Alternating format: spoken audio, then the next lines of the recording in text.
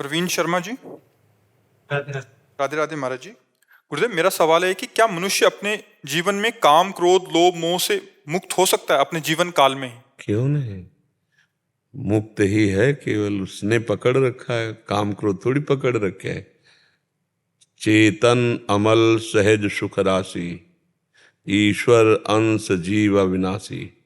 जो हमारा स्वरूप है वो निर्विकार है, चैतन्य घन। हम अपने स्वरूप को भूल करके पुरुष और स्त्री मानने लगे। अब पुरुष मानने लगे तो स्त्री में आकर्षण हो गया, स्त्री मानने लगे पुरुष में आकर्षण हो गया। कामना की उत्पत्ति हो गई देह भाव से।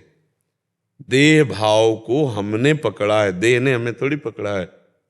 नहीं, चैतन्य घन भगवान का जो अंश है इसमें निर्विकारता है, कहीं भी विकार नहीं है। इसने विकारी को पकड़ रखा है, विकारी है देह। अब देह भाव इतना पुष्ट हो गया है कि मेरा शरीर है, कहते जरूर है लेकिन मैं यही हूं ऐसा भान है। आप देख लीजिए, हृदय में देख लीजिए, कहते जरूर है कि शरीर मेरा है लेकिन मैं ही शरीर हूं ऐसा हर समय भान रहता है। नहीं रहता। ईमानदारी से देखो, बुद्धि की चतुराई से नहीं, ईमानदारी से देखो। इसी को बंधन कहा गया है। जड़ चेतन ही ग्रंथि पड़ गई, यद्यपि मृषा छूटति कठिनाई। यद्यपि झूठा है, कभी भी चैतन्य घन आत्मस्वरूप को शरीर बांध ही नहीं सकता। पर उस चैतन्य घन आत्मस्वरूप ने अपना विस्मरण करके शरीर को मैं मान लिया। बंध्यो कीर मरकट की लाई। जैसे तोता पकड़ने वाले आते हैं तो जो पंखा में देखा ना, ऐसे हाथ से घुमाया जाता है पोला, उसे पूले में दाना चिपकाहट रख के रखा, वो पोला घुमा तो ऐसे जो तोता है ऐसे हो गया। अब वो और जोर से पकड़ लेता है कि अगर मैं छोड़ा तो मर गया, और अगर छोड़ दे तो उड़ जाए। बंधेव कीर मरकट की लाई। जैसे बंदर सुराही में छुहारा चना देखकर हाथ डाला और बड़े जोर से, अब वो सोचा मुझे किसी ने पकड़ लिया। अगर वो लोभ छोड़ दे दाने छुहारे का तो किसी ने नहीं पकड़ा है, लेकिन वो बंधेव कीर मरकट की नाई। ए भैया, अगर काम क्रोध से मुक्त ना हुआ जाता तो आज तक जितने महात्मा ब्रह्म ऋषि हुए सब कामी, क्रोधी, लोभी, मोही होते ना। लेकिन ऐसे अनंतों महात्मा इस सृष्टि में हो चुके जो काम क्रोध लोभ मोह मद मत्सर से मुक्त हुए, और बिना मुक्त हुए भगवत साक्षात्कार नहीं होता। काम क्रोध मद मान न मोहा, लोभ न क्षोभ राग नहीं द्रोहा, जिनके कपट दंभ नहीं माया, तिनके हृदय बसहु रघुराया। महर्षि वाल्मीकि जी महाराज भगवान श्री राम को कहते हैं, जिनके काम क्रोध लोभ मोह मद मत्सर ये नहीं है, जो आपको बहुत प्यार करते हैं, निरंतर आपका भजन करते हैं, हे नाथ आप उनके हृदय में विराजमान हो। तो अगर काम क्रोध ना मिटाया जा सकता तो ये बात कहीं नहीं जा सकती थी। काम क्रोध आदि जितने हैं ये देहाभिमान रूपी महल में रहते हैं। जो अहम है, मैं शुद्ध मैं ब्रह्म है, और मैं के आगे जो कुछ लग गया वो सब फंसा हुआ है। मैं विद्वान में, धनवान में, कुलवान में, रूपवान में, जवान, जो भी लग जाए मैं के आगे वो फंसा हुआ है, माया युक्त है। और जो शुद्ध मैं है वो भगवत ब्रह्म स्वरूप है। मैं ब्रह्म है, मैं शुद्ध ब्रह्म है। मैं के आगे जो मैं पुरुष, मैं स्त्री, मैं अमुक, मैं अमुक, वो फंसा हुआ है। बस इसी फंसाव को अगर काट दे तो निर्विकार हो जाए। मुझे कोई भी वस्तु नहीं चाहिए आनंद के लिए, मैं आनंद स्वरूप हूं। चेतन अमल सहज सुख राशि, सहज सुख राशि। किसी क्रिया से, किसी वस्तु से, किसी व्यक्ति से, किसी स्थान से जो सुख मिलता है वो प्राकृतिक है, वो सुख नहीं, सुख की छाया है। समझ पड़ती नहीं, मेरे गिरधर की माया है, वो सुख नहीं है।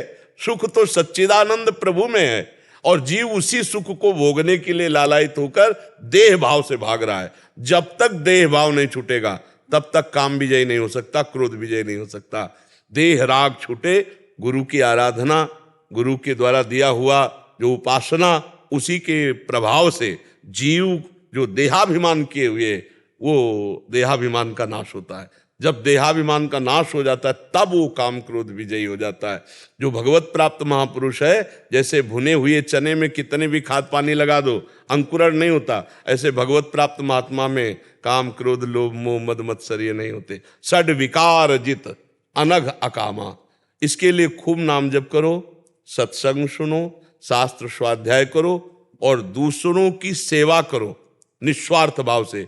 और किसी भी माता बहन की तरफ काम भाव से मत देखो।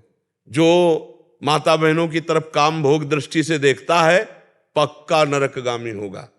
त्रिविधम नरकस्येदम द्वारम नाशन मात्मनः कामः क्रोधा तथा लोभा तस्मादेत्रयम् त्यजेत्। ये तीन काम क्रोध लोभ बिल्कुल नरक के द्वार सीधे नरक ले जाते। जो माता बहनों को भोग दृष्टि से देखते हैं ना, पक्का उनकी बुद्धि भ्रष्ट हो जाएगी, बहुत बुरा पतन होगा। जो चाहे आपन कल्याणा सुजस सुमति शुभगति शुभ नाना सो पर नारी लीलार गोसाई तजौ चौथ के चंद किनाई। जैसे चौथ का चंद्रमा देखने पर कलंक लग जाता है, ऐसे माता बहनों को भोग दृष्टि से देखने वाला यहां नहीं सही कहीं ना कहीं फंसा दिया जाएगा। माया उसे ऐसी फंसाएगी जहां से निकल नहीं पाएगा। इसलिए ये कामादि दोष रहितम कुरु मानुषम, ये भगवान से होता है। भगवान का आश्रय लो, नाम जप करो, सत्संग सुनो, परोपकार की भावना से दूसरे की सेवा करो, हृदय शीतल होने लगेगा। जब हृदय शीतल होता है तब निर्विकारता आती है। जैसे देखो, हमने कई बार कहा कि आप सुंदर सुंदर भोजन बनाओ और स्वयं पाओ, कैसा लगता है? वही भोजन किसी भूखे को पवा दो, फिर देखो कैसा लगता है। हृदय जो शीतल होगा वो परोपकार पर हित सरिस धर्म नहीं भाई, इससे जो लाभ मिलता है, हम जब दूसरों को सुख देने की भावना करने लगते हैं तो हमारा परमार्थ पुष्ट होता है। और जब हम दूसरों से सुख भोगने की लालसा करते हैं तो हमारा परमार्थ नष्ट हो जाता है। इसीलिए हम काम विजयी नहीं हो पा रहे, क्रोध विजयी नहीं हो पा रहे, लोभ विजयी नहीं हो पा रहे, क्योंकि हम नाम जप नहीं कर रहे, हम सत्संग नहीं सुन रहे, हम परोपकार नहीं कर रहे, परहित नहीं कर रहे। इस शरीर से किए हुए पापों का नाश उसी क्षण हो जाता है जब हम निष्काम भाव से किसी असहाय की सेवा करते हैं। कोई असमर्थ है, बीमार है, वृद्ध है, पशु है, पक्षी है, और उसकी हमें सेवा मिल जाए, देखो कितना हृदय शीतल होता है। पर हम तो पाप दृष्टि रखते हैं, दूसरों के प्रति जो दृष्टि जाती है वो केवल स्वसुख वांछा, तो हम काम विजयी कैसे हो सकते हैं? इसलिए नाम जप करो, काम विजयी हुआ जा सकता है। कठिन है, असंभव नहीं, तो विजयी हुआ जा सकता है। हाँ, गुरुजनों की कृपा और भगवान का भरोसा, सब कुछ हो सकता है। और भगवान से विमुख कुछ भी हो, कोई भी हो, कुछ नहीं कर सकता। पतन नाश ही है। शास्त्राभाव अर्जुन हजारों भुजाएं प्राप्त करके और दत्तात्रेय जी महाराज से सिद्धियां प्राप्त कर लिया, लेकिन परोपकार की भावना ना रही और जमदग्नि जी का अपराध कर दिया तो काट के फेंक दिया भगवान के अवतार परशुराम जी ने, और 21 बार क्षत्रियों का विनाश किया। दुष्ट राजा जो क्षत्रिय रूप में थे 21 बार विनाश किया। तो बच्चा, भगवान का बल, भगवान का भरोसा और दूसरों की सेवा, दूसरों को सुख पहुंचाने की भावना, इससे बहुत जल्दी काम विजयी हुआ जा सकता है।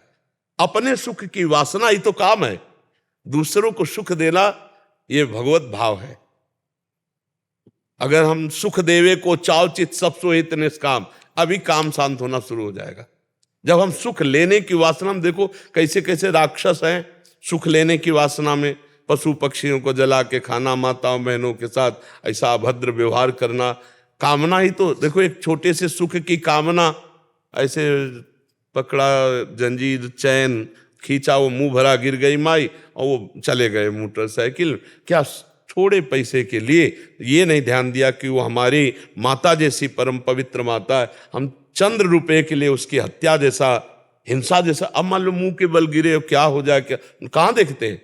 थोड़े से इंद्रिय सुख के लिए कैसे कैसी घटनाएं कर देते हैं लोग। तो क्या है, ये देहाभिमानी पापात्मा जीव अपने आप को भूल करके ऐसे दुख के मार्ग में जा रहा है जिसे कहीं निवृत्ति नहीं होनी। इसलिए बहुत सावधान हो जाओ। सत्संग के द्वारा अभी जवान अवस्था है, पराई माता बहनों की तरफ गंदी दृष्टि मत देखो और गलत काम स्वयं मत करो। मोबाइल रखते हो, हाँ, गलत मोबाइल में देखोगे तो हमारी एक भी बात का फर्क नहीं पड़ेगा आपके ऊपर। मोबाइल में अगर गलत चित्र देखोगे, गलत सीने देखते हो, हाँ तो बच जाओगे, और अगर देखोगे तो नहीं। जो हम देखते हैं, जो हम सुनते हैं, जो हम बोलते हैं, वही हमारा चिंतन होता है। जो चिंतन होता है वही हमारी क्रिया होती है। अगर हम अच्छा सुनेंगे, अच्छा देखेंगे, अच्छा बोलेंगे तो अच्छा चिंतन होगा, अच्छी क्रियाएं होंगी तो हम भगवान की तरफ बढ़ेंगे। बुरा देखेंगे, बुरा सुनेंगे, बुरा बोलेंगे, बुरा चिंतन होगा, बुरी क्रियाएं होंगी, हम नरक की तरफ बढ़ेंगे। सावधान होकर चलो, जीता जा सकता है। हर समय नाम जप करो, पवित्र आहार करो और सत्संग सुनते रहो, बड़े महापुरुषों की बातें सुनते रहो, उससे जरूर हमारा परिवर्तन होता है। सत्संग तो निश्चित हमें विजय दिला देगा। हमारे जीवन के आदर्श पूज्यपाद सिउड़िया बाबा जी महाराज, उन्हीं के वचनों पर हमें उत्साह मिलता रहा, परमार्थ वे चले। तो किसी महापुरुष को अपना आदर्श बनाकर उनके वचनों के अनुसार हम चले तो भगवत प्राप्ति सहज हो जाएगी। ये सब विकार भगवान की कृपा से शांत हो जाएंगे। देखो भजन का कितना बच्चा फल है। सदन जी का नाम सुना होगा तुम, अगर सत्संग सुनते हो तो। सदन जी महाराज कसाई कुल में प्रकट हुए थे, बहुत बड़े महाभागवत थे। एक बार इनके मन में आया कि मैं जगन्नाथ जी के दर्शन करने जाऊं। काम विजय की बात तुम्हें बता रहे हैं। तो जगन्नाथ जी के दर्शन के लिए पद यात्रा में चले तो संध्या काल में एक घर में भिक्षा मांगने के लिए गए। वो चंचल मन वाली स्त्री थी। अब ये ब्रह्मचर्य, तेज, भगवान का भजन करने वाले, तो एक सौंदर्य होता है भगवान के भक्तों में आंतरिक जो उभरता है। जैसे हमारे भगवान सुंदरता के समुद्र है ना, सागर है। जब उनका भजन किया जाता है, उनसे चित्त जोड़ा जाता है तो स्वामी के गुण सेवक में आने लगते हैं। तो एक विशेष आकर्षण था। अब वो लुभायमान हो गई तो कहा कि आप यहीं बैठ के पा लीजिए। अब सरल चित्त संत, सरल चित्त, उनमें तो कोई कपट छल था नहीं, वो बैठ के पा लिए। तो उनका शाम हो रही है, आप यहीं शयन कर लीजिए। तो स्वीकार कर लिया। अब जब शयन कर लिया घर में, और जब उसका पति शयन कर गया तब वो उनके पास आई और अपनी इच्छा प्रकट की। तो उनका, तुम बहुत नीच प्रवृत्ति की हो, तुम्हारे पति विराजमान है और तुम ऐसी चेष्टा। तो उसने उसका गलत अर्थ लिया कि मतलब ये डर रहे हैं अगर पति, तो उसने अपने पति की हत्या कर दी। कुआ मदांधो मदना तुरो वाक, सबसे अंधों में अंधा बड़ा कौन है? बोले जिसे काम व्याप्त हो जाए। अब वो काम से व्याकुल नजदीक आई और बोले अब चिंता मत करो, मैं उनको मार आई। अरे बोली दुष्टा, ये हमने कब कहा? हमने ये कहा था जब तेरा पति विराजमान है तो तू ऐसी मतलब चेष्टा क्यों करती? तो उसने कहा आप ज्यादा उपदेश हमें मत करो, आप हाँ बोलते हो या हल्ला मचाऊं, क्योंकि बल है, यही बल है। तो उनका मृत्यु स्वीकार है। देखो काम विजय। अब आप विचार करो, थोड़ा भी अगर प्रवृत्ति में भगवान से विलगता होती, लेकिन उन्होंने कहा मृत्यु स्वीकार कर सकता हूं, गलत नहीं। भूल ही न दे कुमारक पाऊं, ऊसर बरसई तृण नहीं जामा, संत हृदय जिम उपज न कामा। और उसने हल्ला मचा दिया, लोग एकत्रित हो गए। अब वो मुस्कुरा रहे कि प्रभु आपकी लीला क्या होगी, अब क्या होगी देखा जाएगा। उसने हल्ला मचा दिया, लोग एकत्रित हुए। क्या हुआ क्या हुआ? बोले ये बाबा जी हमारे साथ गलत करना चाहता था तो मेरे पति ने विरोध किया तो मार डाला। पति सैया में पड़े और अब मैं हल्ला मचाकर अपने को बचाने की चेष्टा की। अब समाज तो समाज है, पीट पाट के उनको राजा के सामने राजा ने पूछा तो वो मुस्कुरा रहे थे, क्योंकि वो समझ रहे थे किसी न किसी पाप का फल हमें मिल रहा है, भगवान भुगता रहे। तो उन्होंने कहा जो ये कह रही है आप उसको समझ लीजिए। तो इसका मतलब होता है कि आप स्वीकार करते हैं जैसा ये कह रही। तो उन्होंने कहा कि हम फिर तुम्हें सजा देते हैं। उनका स्वीकार है। कहा दोनों हाथ काट लिए जाए। तो यहां से दोनों हाथ, जय जगन्नाथ, हाथ। अब जगन्नाथ जी भी महाराज अले हाथ कटवाए, जगन्नाथ जी की तरफ चल दिए पैदल। और अंदर इतना अपार आनंद की, क्योंकि गलत नहीं है ना कि मेरे प्रभु का कोई विधान है, कोई पूर्व जन्म का पाप होगा ऐसा। और जब जगन्नाथ जी के पास गए ना, और जो ही प्रणाम मुद्रा में सोई नवीन हाथ जग गए उनके, नवीन हाथ उनके जग गए। तो अब आप विचार करो, हाथ कटवाना, बेइज्जती करवाना स्वीकार था, लेकिन गलत आचरण नहीं किया।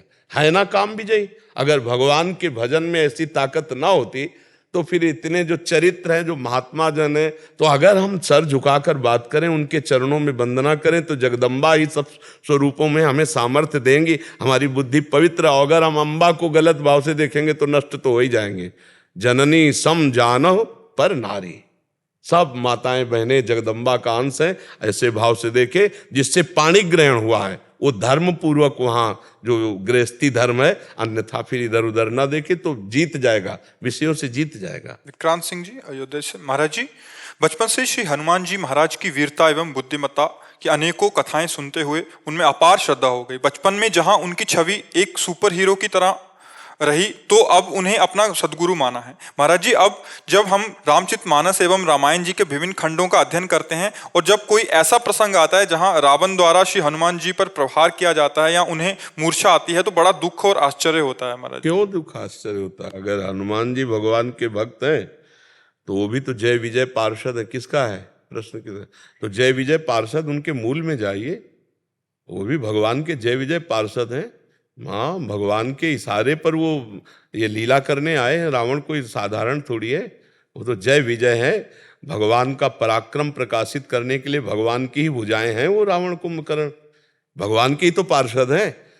वो भगवान के पार्षद है, जैसे हनुमान जी भगवान के पार्षद है, ऐसे वो जय विजय भगवान के पार्षद है। भगवान और भगवान के पार्षद में किंचन मात्र अंतर नहीं है।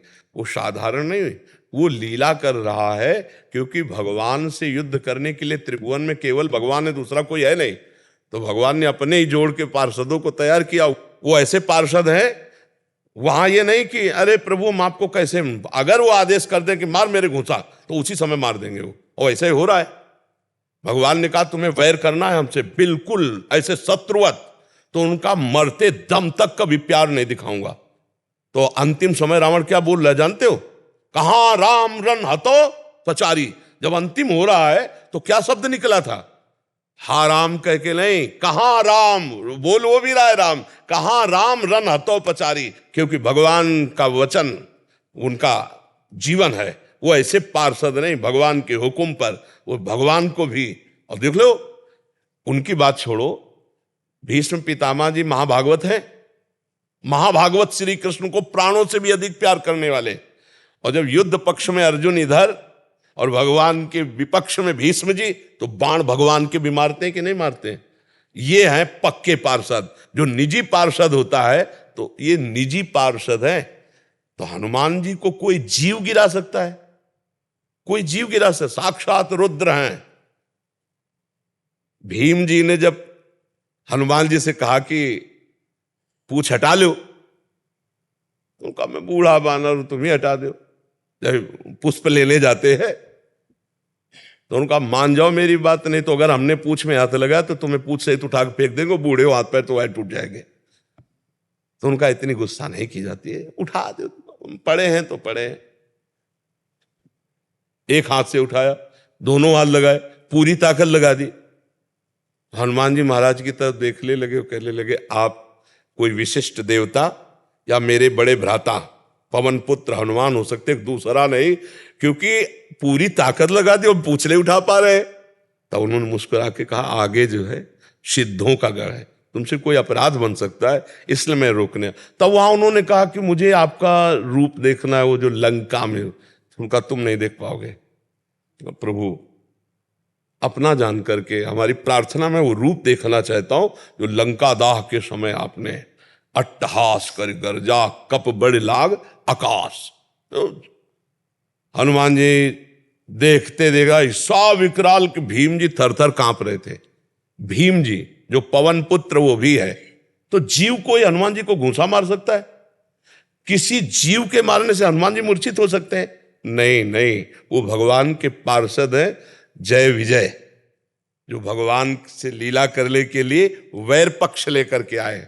जैसे हमें स्वांग करना हो, हम तुम मिल करके कि तुम्हें वैर का, तो अब स्वांग में तुम कभी ये थोड़ी दिखाओगे कि भाई पूज्य हैं बड़े हैं, नहीं, तुम स्वांग में तो वही दिखाओगे जो हमारा आपका तय हुआ है कि तुम्हारा डायरेक्टर ने बोला है तुम्हें वैर दिखाना है। हम दोनों बैठ के एक ही जगह नाश्ता करेंगे, लेकिन जब मंच में पहुंचेंगे तब तुम पूरा कट्टर वैर का तो वही कर रहे हैं।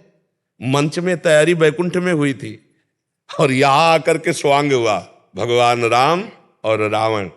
ये निज पार्षद हैं भगवान के, जय विजय, और भगवान तो सच्चिदानंद है ही। तो हनुमान जी महाराज और रावण में जो युद्ध की लीला दिखाई गई, तो अगर मूल में देखोगे तो शोक नहीं होगा।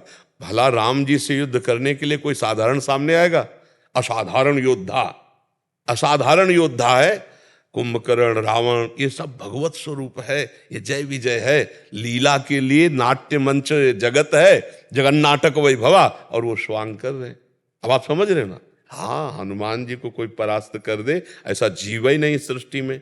वो तो शिव स्वरूप है, तो उसी कोटि का स्वांग करने वाला कोई ऐसा कर सकता है, तो जय विजय भगवान के पार्षद है। इसलिए वहां शोक नहीं करना है। अगर आरती रामायण की होती है ना, तो रावण की भी होती है उसी में, नहीं होती? रामायण की आरती हो रही है तो उसमें है ना रावण।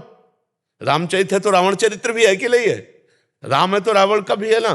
तो दोनों की हो रही ना आरती, एक ही की हो रही, क्योंकि नाट्य मंच पर उसी का वैभव है। जगन नाटक वैभवा, वही खेल रहा है, दूसरा कोई नहीं है। जड़ चेतन जग जीव जत सकल राम में जान, वही खेल रहा है। तो इसमें शोक नहीं होना चाहिए, क्योंकि मेरे प्रभु का वो भी तो पार्षद है। आप जानते हैं ना वो पार्षद है? हाँ, तो बस जैसे हनुमान जी पार्षद है, जैसे वो जय विजय पार्षद है। भगवान के निज जन है, पर वैर का ऐसा दूसरा कोई नहीं कर सकता, कोई नहीं कर सकता।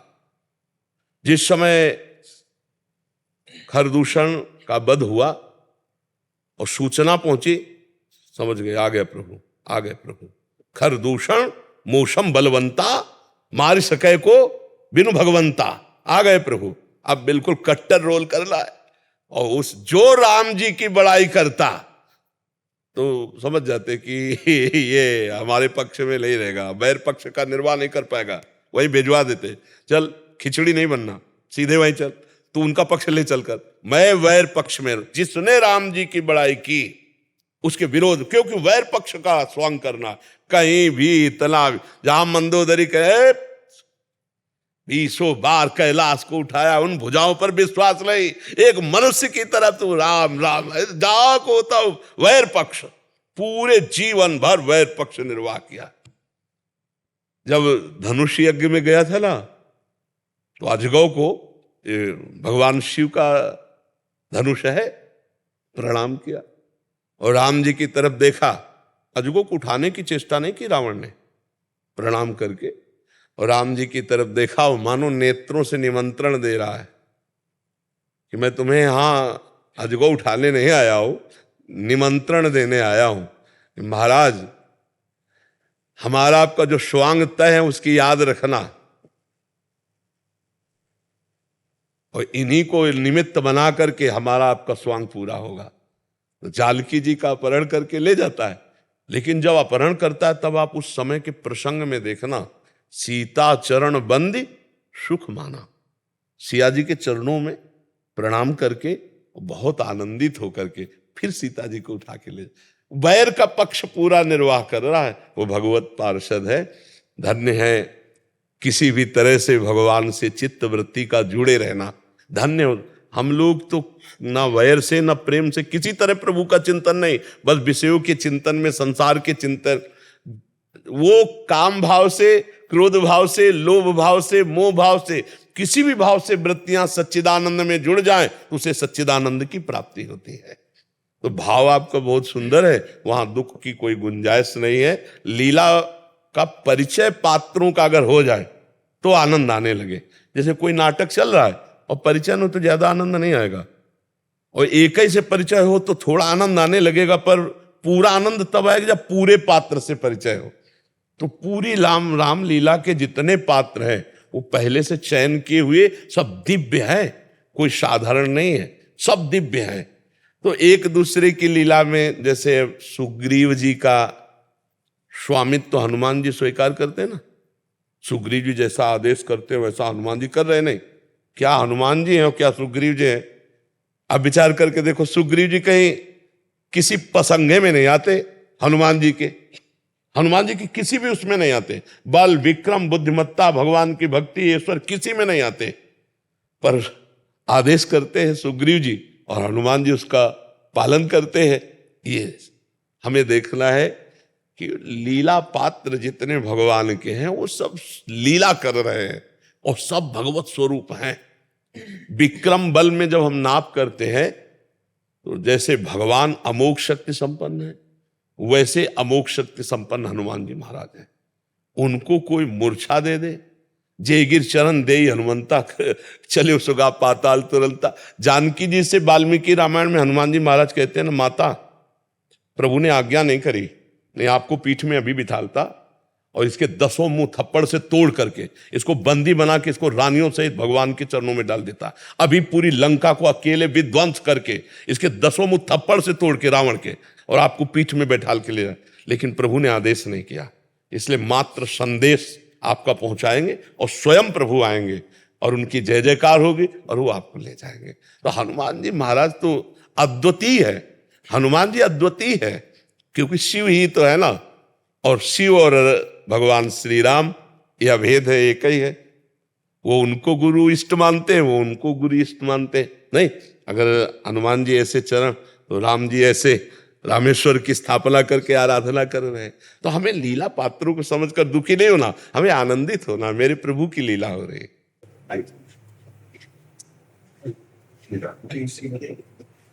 दंडवत महाराज महाराज प्रसादी नसते बहुत दिन मोला अरे जमाना होएगा।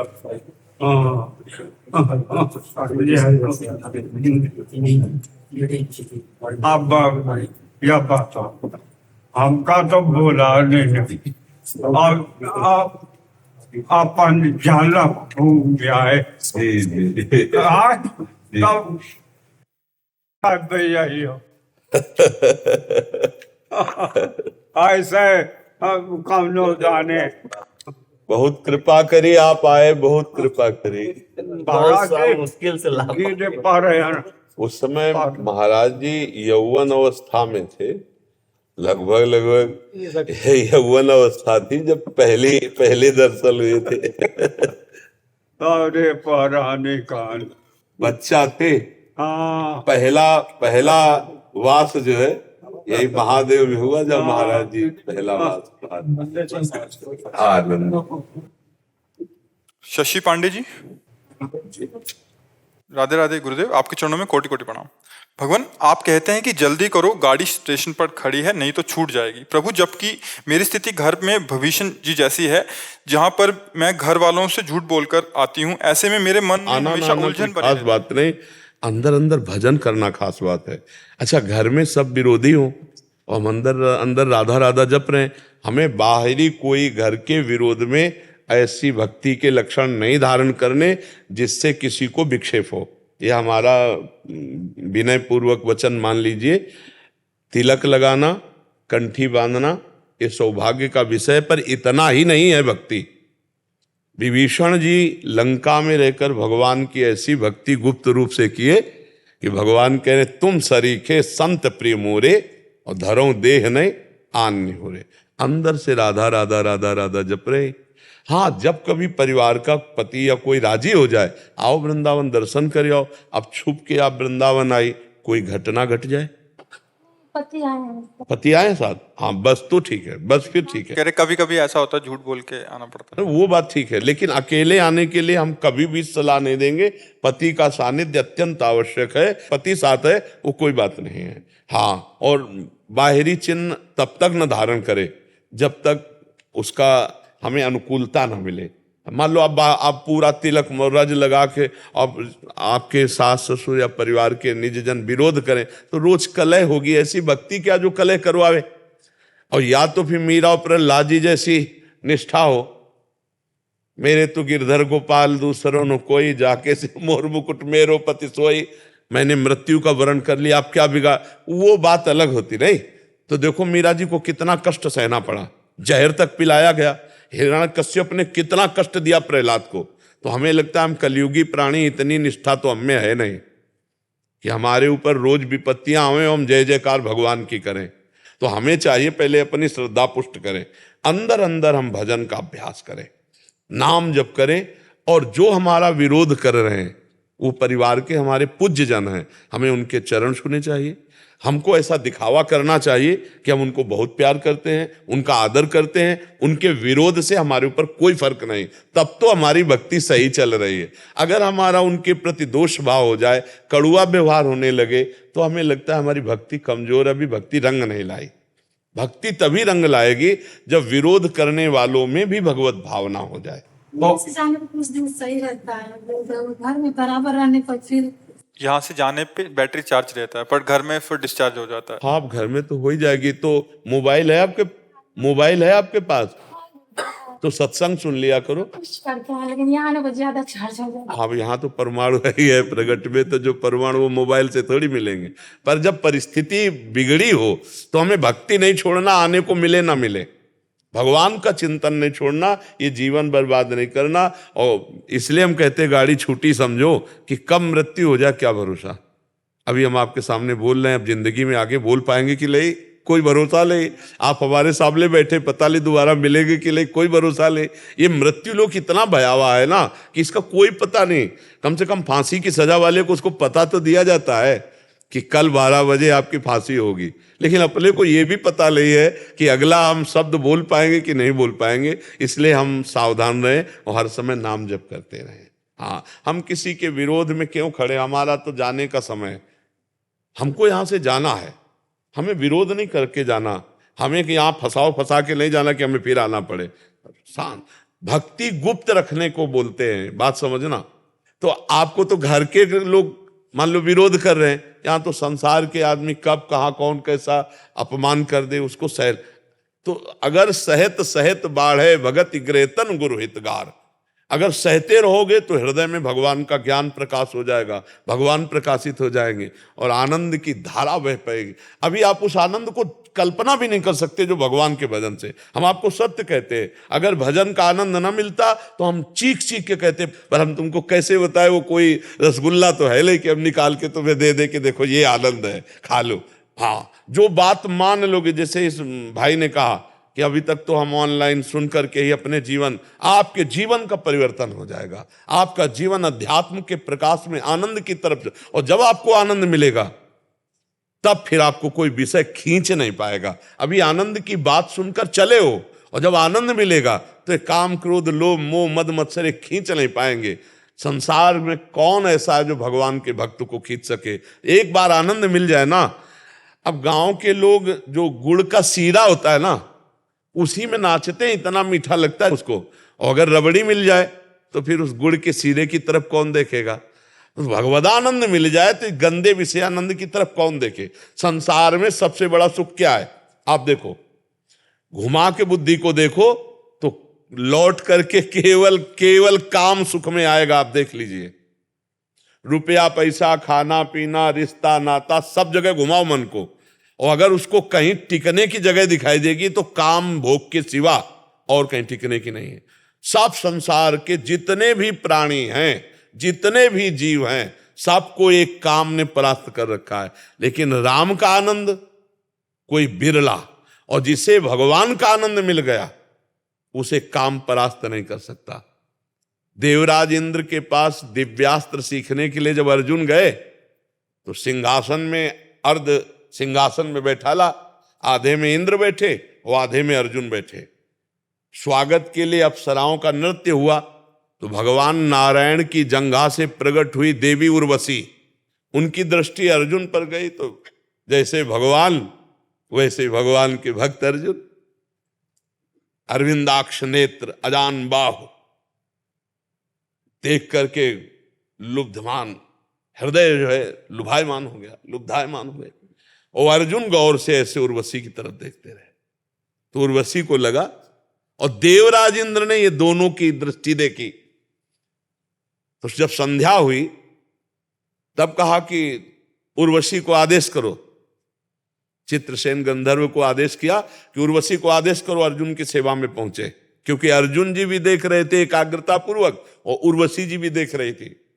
अब उर्वशी जी को तो मन भाया हो गया, वो बहुत प्रसन्न होकर के श्रृंगारित होकर के, उर्वशी जी जब चलती हैं तो बादल साथ चलते हैं, उनको जिसको देखना वही देख सकता दूसरा नहीं, और सुगंध छा जाती है। पूरा वातावरण ढक जाता है जैसे कोहरे से और सुगंध छा जाती है, और उस मार्ग से उर्वशी जी चलती है, देव मार्ग से। तो जब वो देवराज इंद्र की प्रेरणा से अर्जुन के पास गए तो अर्जुन ने हाथ जोड़ा और प्रणाम किया। तो उन्होंने कहा ये मुद्रा नहीं, क्योंकि वो काम भाव से प्रेरित होकर आई थी। तो उन्होंने कहा मैं माता कुंती से बढ़कर के आपका आदर करता हूं। अब वो और क्रोधित हो गए कि ये शब्द संबोधन। तो उन्होंने कहा देवराज इंद्र की प्रेरणा से मैं आपकी सेवा में हूं, आप इन शब्दों को वापस कीजिए और मुझे स्वीकार कीजिए। तो उन्होंने कहा फिर मैं पुनः आपसे कहता हूं, आप हमारे पूर्वजों की जननी है, क्योंकि पुररवा और उर्वशी से ही इस वंश का प्रादुर्भाव हुआ। तो मैं माता कुंती से भी बढ़ करके आपको पावन दृष्टि से और प्रणाम किया। उर्वशी एकांत में अर्जुन से काम भाव के लिए याचना कर रही, और अर्जुन जी उनको प्रणाम कर रहे हैं। बड़े बड़े ऋषियों की मनोवृत्ति को एक सेकंड में विचलित कर दे वो उर्वशी जी है। अंततो गत्वा उर्वशी जी हार गई और उन्होंने साप दे दिया, जा नपुंसक भाव को प्राप्त हो जा। जिसे देवराज इंद्र ने सीमित किया 1 वर्ष के लिए, वही अज्ञात वर्ष में विहंगला बनकर के जो संगीत सिखाया राजकुमारी को। अब आप सोचो, उर्वशी जैसी अप्सरा अर्जुन के मन में काम पैदा नहीं कर पाई, क्योंकि श्री कृष्ण के अनन्य भक्त हैं। अपने ठाकुर हरिदास जी महाप्रभु चैतन्य देव के परिकर में हरे कृष्ण कृष्ण कृष्ण हरे हरे, हरे राम राम राम हरे, इस मंत्र को लाखों की संख्या में रोज जपते। तो एक धनी मानी जा रहा था, तो उन्होंने कहा कि देखो कितना बड़ा भक्त है। तो उस वैश्या साथ थी दो उनके, तो उनका हमारी जैसी के पल्ले नहीं पड़े, इसीलिए तो उनका जितना रुपया कहोगे तुम इनको भ्रष्ट करो। अब वो सज करके आई तो हरिदास जी भगवान नाम जप में मगन, उनकी दृष्टि गई तो दृष्टि से भगवान के भक्त पता चल गया। हरे कृष्ण बैठो, और शाम तक बैठे रहे, उनका कीर्तन नहीं बंद हुआ। दूसरे दिन तीसरे दिन आखिरकार चिल्ला के रो पड़ी कि मैं कितनी नीच हूं, क्योंकि 3 दिन नाम कीर्तन और भक्त संग। तो कहा कितनी मैं नीच हूं कि आप जैसे महाभागवत के प्रति में गंदी भावना रखी, प्रभु मेरा उद्धार कैसे होगा। बोले जपो हरे कृष्ण, इसी से तुम्हारा, उसको भगत बना दिया। वो आई थी उनकी भक्ति नष्ट करने और स्वयं भगत बनकर उसी कुटिया में भजन करने लगी। हरिदास जी वहां से चले गए। भगवान का जब आनंद मिलेगा तो ये संसार के भोग तुम्हें परास्त नहीं कर पाएंगे, और जब तक आनंद नहीं मिलता तब तक हमें थोड़ा नियम पूर्वक चलना होगा, अपनी इंद्रियों को गलत मार्ग से हटाना होगा, तभी सुख मिलेगा। भक्ति में अपार सुख है, पर वो अंदर अंदर की बात, अंदर अंदर चलाओ, खूब नाम जप करो, गंदे आचरणों से बचो, जो जहां हो वहीं आपका मंगल शुरू हो जाएगा। और जब तक नाम जप नहीं करोगे, भगवान की भक्ति नहीं करोगे, तो हमारा शब्द याद कर लो, चिंता शोक भय विषाद, इससे आप मुक्त नहीं हो सकते। चिंता शोक भय विषाद आपके अंदर छाया रहेगा, सब लोग देख लो। और जब भजन करोगे तो बड़े से बड़ा भयावह संकट आने पर भी आपको एक भरोसा रहेगा कि भगवान है, और वो पार कर देंगे, पक्का पार कर देंगे। हम अपने जीवन को देखा है, उसी के बल से कह रहे हैं, भगवान बहुत कृपालु है। तो इसलिए भगवान का आश्रय, उनका नाम जप, यही जीवन का परम मंगल। हर विषय से जीतने का बल भगवान की भक्ति, भगवान के नाम में है। रोहन सुरेलिया जी, डॉक्टर निशा। गुरुदेव आपके चरणों में कोटि कोटि प्रणाम। गुरुदेव आपकी कृपा से मैं और मेरी धर्मपत्नी अपना दिन आपके एकांतिक वार्तालाप से आरंभ करते हैं, कीर्तन से अपने दिन में आनंदित रहते हैं एवं सत्संग के एक एक स्वर्णिम शब्द को अपने जीवन में उतारने का प्रयास करते हैं। आपकी कृपा से गुरुदेव मैं एक भ्रष्ट जीव, मांस खाना, परिस्त्री गमन, दो दर्शन से आध्यात्मिक जीव बन पाया हूँ, और अब हम भगवत प्राप्ति के मार्ग पर निरंतर चलने का पूरा प्रयास कर रहे हैं। महाराज जी, अभी इस मार्ग पर हम बहुत नए और छोटे हैं, फिर भी आपकी कृपा और वचनों से जो समझ आया है वो ये है कि हम भगवान का अंश है और भगवत प्राप्ति ही हमारा उद्देश्य है। इसका सबसे सरल और सीधा उपाय है इस कलयुग में नाम जप और गुरु के चरणा अमृत जूठन खाने और सेवा से ही हो सकता है। जैसे आपने बताया कि या तो गुरु भगवान कृपा से मिला देते हैं, जिसमें भगवान ही साधक को गुरु से मिलाते हैं अथवा गुरु स्वयं बुला लेते हैं। मुझे लगता है कि हमें भी आपने ही बुलाया। कृपा करके बताइए कि आपके चरणामृत पाने, जूठन पाने और सेवा करने का अवसर कैसे प्राप्त होगा, ताकि हमारा भगवत मार्ग हाँ, इसमें चरणामृत और चरण रज ये सब समाई हुई आज्ञा के पालन में। जैसे कोई रोज चरणामृत पिए, रोज जूठन खाए और हमारे शरीर की भी सेवा करे, पर हमारी बात ना माने, हमारी आज्ञा ना माने, तो विशेष लाभ नहीं होगा। कल्याण तो होगा, कल्याण तो होगा, क्योंकि सानिध्य में है, उच्छिष्ट पा रहा है, चरणामृत पा रहा है, तो अधोगति को तो प्राप्त नहीं होगा, पर अध्यात्म की ऊंचाई पर नहीं चढ़ पाएगा। अध्यात्म की ऊंचाई पर एक दूर देश में रहता है, बिल्कुल चरणामृत नहीं मिला है, बिल्कुल चरण रज नहीं मिली, बिल्कुल चरण सेवा नहीं मिली, पर वो आज्ञा पर चल रहा है, तो वो उससे ज्यादा आध्यात्मिक ऊंचाई पर पहुंच जाएगा। हमें लगता है आज्ञा समन सुसाहिब सेवा, आज्ञा का पालन करना अपने साहब की इससे बड़ी और कोई सेवा नहीं हो सकती। तो हमारी सबके लिए यही प्रार्थना रहती है कि यदि हम प्रभु का नाम जप करें और प्रभु के आश्रित होकर के गंदे आचरण छोड़ दें, तो हमारा इसी जन्म में मंगल हो जाएगा। देखो, एक होता है साधन करना और एक होता है कृपा से साधना में प्रवेश पाना। एक अहम से साधना होती है और एक कृपा से होती है। कृपा वाली जो साधना होती है वो पारसमणि और लोहे के स्पर्श का चमत्कार करती है। इतनी जल्दी परिवर्तन जो होता है वो कृपा से होता है। जैसे लोहा कभी सोना नहीं बन सकता, लेकिन पारसमणि छू जाए तो सेकंड में सोना बन जाए। तो बहुत जन्मों का हमारा मलिन मन इस जन्म में भी मलिन आचरण करने वाला, और वचन छू गया, शरीर ते जैसे ये भाई कह रहे हैं मैं अभी आया हूं, सुधार हमारा पहले हो गया, तो वचन छू गया ना, मलिन मन में वचन रूपी पारसमणि छू गई तो परिवर्तन शुरू हो गया। और यदि हम उसी वचन को पकड़ ले तो हम पारसमणि ही बन जाएंगे, सोना ही नहीं, सीधे पारसमणि। क्योंकि संत आप उस शरीर से चाहें सब कीन्हा, वो अपने समान सबको बनाना चाहते हैं कि सब भगवत प्राप्त हो जाए, सब आनंद में हो। तो मुझे लगता है अगर आज्ञा पालन की जाए तो इस सबसे बड़ी सेवा हो जाएगी। और देखो, उच्छिष्टामृत, अब हम जीवन राधा नाम को समर्पित किए हैं, राधा राधा जपते हैं, राधा राधा राधा, तो संतों का उच्छिष्ट क्यों मांगा जाता है? क्योंकि वो मुख से नाम जप करते हैं, और उसी मुख से जब हमें देंगे तो नाम जप के परमाणु हमारे अंदर आ जाएंगे और हमारी नाम जप में प्रीति हो जाएगी। तो भोजन तो 2-4 कवल चबा करके फिर ली जाया जाता है, लेकिन राधा नाम या कृष्ण नाम या हरि नाम तो जीवन भर हम चबा रहे हैं उसे। और हम आपसे बोले कि राधा राधा रटो, क्या इससे बड़ा कोई उच्छिष्ट हो सकता है? जो हर समय रात दिन पा रहे हैं वो दे रहे हैं उच्छिष्ट। और चरण रज वृंदावन की कोई भी रज उठा लो, कण कहीं से भी, वो सब महापुरुषों की चरण रज है, प्रिया प्रीतम से लेकर अभी तक, समझ रहे ना। और कुंडों का किसी भी का भी जल ले लो, जैसे राधा कुंड है, मानसी गंगा है, मानस सरोवर है, इनमें हर महात्मा स्नान करता है, सबका चरणामृत मिल जाएगा। सबका चरणामृत, वृंदावन की रज और गुरुदेव की आज्ञा, उनके द्वारा दिया हुआ नाम मंत्र और उपासना, पक्का इससे भगवत प्राप्ति हो जाएगी। कहीं भटकने की जरूरत नहीं है कि अब हम चरणामृत के लिए कोशिश करें। किसी भी कुंड का जल ले लो, मतलब सैकड़ों वर्ष पुराना चरणामृत मिलेगा। सब संत जितने भजनानंदी हैं, जिनके आप दर्शन भी नहीं कर सकते, वो भी सब स्नान करते हैं। कुंड का जल ले लिया, वृंदावन की रज ले ली और आज्ञा का पालन किया, इसी से सब मंगल हो जाएगा। कुछ भटकने की, इधर उधर भागने की जरूरत नहीं। और सबसे बड़ी बात होता भरोसा।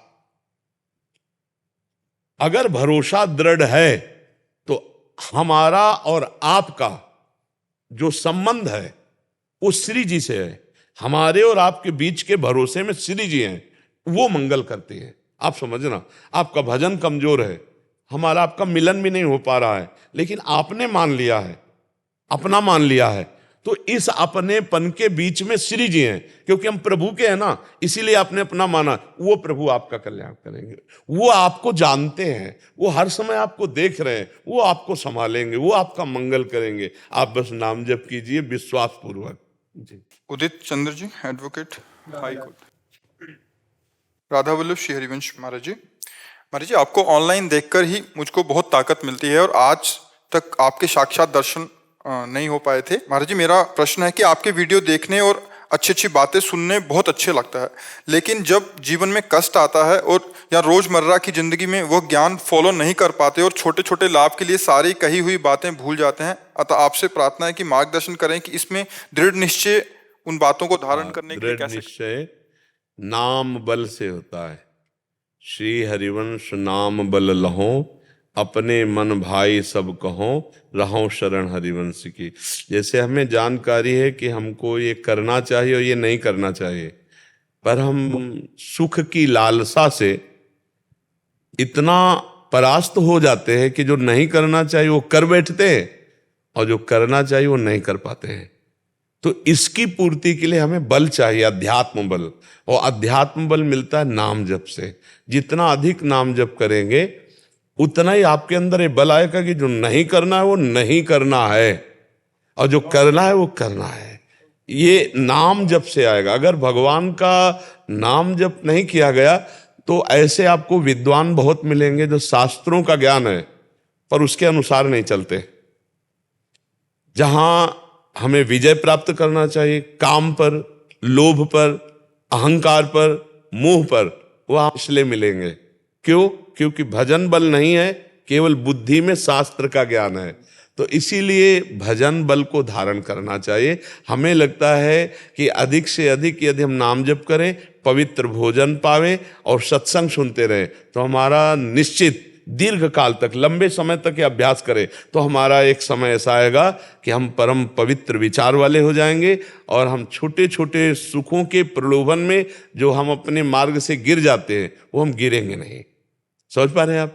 महाराज जी साधना कैसे कंटिन्यू, जैसे 4 दिन तक करे साधना, फिर 5वें दिन लगता है, फिर छूट जाती है, फिर नहीं। अब देखो इसकी लगन तो लगानी पड़ेगी। बिना लगन के हम किसी लक्ष्य पर नहीं पहुंचते हैं। 4 दिन अगर हम साधन करेंगे तो व्यर्थ तो नहीं जाएगा, पर 5वें दिन जो अभ्यास हमारा गलत हो गया वो हमको गिरा देगा। ये 4 दिन का साधन का फल तो मिलेगा पर आप विजयी नहीं होंगे। विजयी होने के लिए सातु दीर्घ काल निरंतर सत्कार सेवितो दृढ़ भूमि, यदि लंबे समय तक आदर पूर्वक नियम को चलाया जाए। देखो नियम में बहुत बड़ी ताकत होती है। नियम अगर नहीं धारण करोगे तो फिर बात नहीं बनेगी। 24 घंटे में हम अपने शरीर के लिए, इंद्रिय भोगों के लिए, संसार के लिए पूरा समय दे रहे हैं। अगर हम 24 मिनट का नियम बना ले नाम जप का और हम ये विचार करें कि ये मेरे जीवन को सुख प्रदान करने वाला है तो हमारा 24 मिनट का 24 घंटे का नियम बन जाएगा कि हर कार्य करते हुए हम नाम जप कर रहे हैं। पहले 24 मिनट का तो आप बनाइए। आप कमा रहे हैं, रुपया कमाते हैं, पढ़ाई लिखाई करके नौकरी करते हैं, जो भी करते हैं वो जीने के लिए करते हैं ना। आप हमें बताओ रुपया किस लिए? जीने के लिए ना। उससे भोग पदार्थ मिलते हैं ना, उनको भोगने के लिए। तो बस इतना ही चक्र है क्या? फिर मनुष्य जीवन का लाभ क्या रहा? जीवन है सत्य सच्चिदानंद में डूबने के लिए। ये जीने के साधन है। रुपया पैसा कमाकर भोग सामग्री एकत्रित करके परिवार का पोषण, शरीर का पोषण, लेकिन हम जी रहे हैं प्रभु के लिए। अगर हमारा जीवन प्रभु के लिए नहीं है तो फिर मृत देह है। जिन हरि भगत हृदय नहीं आनी, जीवित सब समान ते प्राणी। वो मुर्दे के समान जीवन। आप देखो कितना खोखला जीवन है। वह भोग, नाना प्रकार की वासनाओं की पूर्ति, नशा, रुपया कमाना, ये जीवन, फिर नरक जाना, ये कोई जीवन है? अगर आप महत्व बुद्धि रखें तो नियम नहीं टूटेगा। नियम एक जिद्दी स्वभाव। अब 4 दिन किया छोड़ दिया तो फिर परमार्थ का अनुभव तो नहीं होगा, वो व्यर्थ नहीं जाएगा। अगर 4 बार नाम जब किया है तो उसका भी फल मिलेगा। जब असत कर्म व्यर्थ नहीं जाते तो अविनाशी सच्चिदानंद भगवान का सत्कर्म भजन कैसे व्यर्थ चला जाएगा? तो हम 24 मिनट तो नियम ले लें, हम 1 घंटा का तो नियम ले लें, 23 घंटे अपने लिए तो 1 घंटे भगवान के लिए देंगे तो वो हमारा सब कुछ संभाल देंगे। धीरे धीरे हमारी बुद्धि शुद्ध हो जाए और हमारे अंदर से दोष खत्म हो जाए। देखो कितना आनंद मिलेगा, खुद आनंद। त्यागात शांति निरंतरम। जब हम गंदे भोगों का त्याग करते, गंदे विचार का त्याग करते तो हृदय में परमानंद शांति का खुद अनुभव होता है। आप समझ रहे ना? नियम निष्ठा, भोजन सुधार लो तो नियम निष्ठा सुधरेगी। भोजन आजकल बहुत गलत है। ये जो होटलों का भोजन है बहुत अपवित्र भोजन है। अब कोई ऐसे बिरला हो कि स्नान आदि करके पवित्रता पूर्वक, नहीं तो बड़ा अपवित्र आहार। तो ये सब बुद्धि भ्रष्ट करने वाली, फिर नियम नहीं बनेगा, फिर तो भोगों का नियम बनेगा, भजन का तो नियम नहीं बनेगा। जिसका भोजन सही है उसका भजन सही होगा, जिसका भोजन सही नहीं उसका भजन सही नहीं होगा। और आज 100% भोजन अशुद्ध, 1% की भी गुंजाइश नहीं रह गई है। यदि आप अपने घर में पवित्रता पूर्वक बनाएं तो मान लो हल्दी ला करके और घर में कूट के आप छौंकें तो हल्दी है, नहीं पता नहीं कि हल्दी है कि केमिकल है। आपके घर में गाय है और आप दूध दूह के ले रहे हैं तो पता है कि दूध है, नहीं पता नहीं दूध है कि केमिकल है। अब ऐसे भोजन जाएंगे तो शरीर रोग ग्रसित होगा। इसीलिए पहले कहा गया है कि भोजन आहार शुद्धि तो सत्व शुद्धि अर्थात अंतःकरण शुद्धि। तो बड़ी अपवित्रता बन रही। आजकल लोग इतने घर में आलसी बन गए कि होटलों का भोजन अच्छा लगता है, घर का अच्छा नहीं लगता है। तो होटलों का भोजन जब अच्छा लगेगा तो भोग विलासिता अच्छी लगेगी, भजन नहीं लगेगा। लिख लो, भजन अच्छा नहीं लगेगा। भोजन का सुधार ही भजन का सुधार है, जीवन का सुधार है। जिसका आहार गलत, अब आहार कितना गलत होता चला जा रहा है। नौजवान बच्चे शराब, ये सब गांजा आदि, ये सब गंदी चीजें जो बुद्धि को भ्रष्ट कर दें। और व्यभिचार, देखो भोजन का प्रभाव देखो, ये जो चला है ना समाज में हमारे, ये बहुत हानिकारक है। एक बच्चा दूसरी बच्ची से मित्रता का व्यवहार करके शरीर शोषण, फिर वो दूसरे से, फिर तीसरे, पहले से ब्रेकअप, दूसरे से। तो ये व्यभिचार प्रवृत्ति को अगर शासन में नहीं लिया जाए, अपने दिमाग से अपने शासन में न लिया जाए, तो ये भ्रष्ट करके शरीर छोड़ने के योग्य कर देगी। आपको ऐसी परिस्थिति में फंसा देगी कि आपको जो नकारात्मक सोच वाला मन है वो यही आज्ञा करेगा कि हम अपने शरीर को छोड़ दें। इसलिए बहुत सावधान रहा जाए, भोजन शुद्ध किया जाए, तभी हमारा परमार्थ पुष्ट होगा। ठीक है। राधा राधा राधा राधा राधा राधा राधा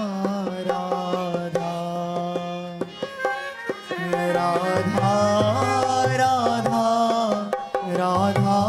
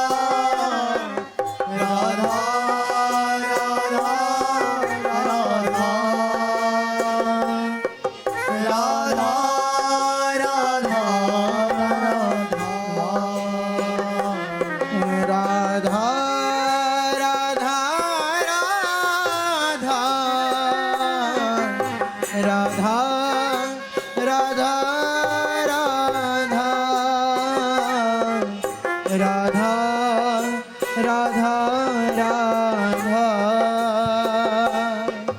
राधा